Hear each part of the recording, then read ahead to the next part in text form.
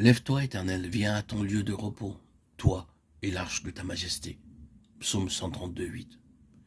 Ce qui est particulièrement sur mon cœur en ces jours, c'est la place centrale et la suprématie du Seigneur Jésus-Christ dans la vie de son peuple que nous sommes, et de voir par l'histoire de l'arche et d'Israël quelle est la pensée de Dieu, ce qu'il veut nous montrer par ses types et symboles, quel était et quel est toujours l'ardent désir de son cœur, celui d'un peuple qui soit pour lui son héritage, au milieu duquel il se tient semeux et par lequel il accomplit ses plans, manifeste sa nature et répand son amour.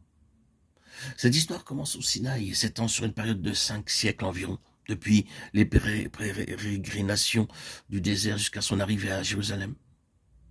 Cette histoire est constituée d'une succession de jours où le cœur de Dieu fut satisfait et heureux, mais aussi celle de jours où son cœur fut affligé, et ils sont plus nombreux. Le principe en premier lieu qu'il nous faut souligner est le suivant. À moins que Dieu ne nous parle, nous ne savons rien et n'avons rien à dire, parce que notre esprit est vide. La voix de Dieu n'ayant rien imprimé en nous. Ce n'est que lorsque Dieu parla à Moïse qu'il commença à comprendre son besoin, vit ce que Dieu voulait. Avant d'entendre quoi que ce soit, Dieu amena son serviteur à voir le modèle céleste qu'il désirait obtenir sur la terre. Il voulait la contrepartie de cette chose révélée, l'expression de son besoin représenté par divers objets, ayant tous une signification spirituelle qui leur était propre. Moïse avait à suivre scrupuleusement tout ce qu'avait révélé la vision et ensuite tout devait être disposé, mis en place, suivant l'ordre dicté par Dieu. Dieu ne lui laissa aucune liberté, ni initiative en quoi que ce soit. Tout était de Dieu, pensé et conçu par lui. Oui, à moins que Dieu ne nous parle, à moins que nous ne voyions, nous ne pouvons nous mettre à l'œuvre. Il est dit, Moïse monta sur la montagne de Dieu. Exode 24, 13. Ce fut sur cette montagne, dans la présence de Dieu, que Dieu lui parla, lui révéla, lui montra le modèle avec cet ordre formel.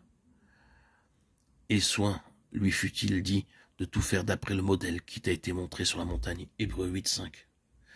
Ceci montre clairement que sans la révélation du modèle, il ne peut y avoir de témoignage, c'est-à-dire la pleine expression de la pensée de Dieu qui est Christ. En d'autres termes, Dieu ne présente à son peuple que quelque chose qui soit en conformité avec ce qu'il est, lui. C'est ce que Paul exprime en termes du Nouveau Testament. Car personne ne peut poser un autre fondement que celui qui a été posé, savoir Jésus-Christ. 1 Corinthiens 3, 11. Paul avait vu le modèle céleste, le fondement, c'est-à-dire Christ, par une révélation du Saint-Esprit. Car je ne l'ai ni reçu ni appris d'un homme, mais par une révélation de Jésus-Christ, lorsqu'il plut à Dieu de révéler en moi son Fils. Galates 1, 12, 15, 16. Nous sommes avertis de ne poser sur ce fondement, sur le modèle Christ, que ce qui est de Christ est conforme à Christ. 1 Corinthiens 3, 12. La révélation demeure une loi fondamentale.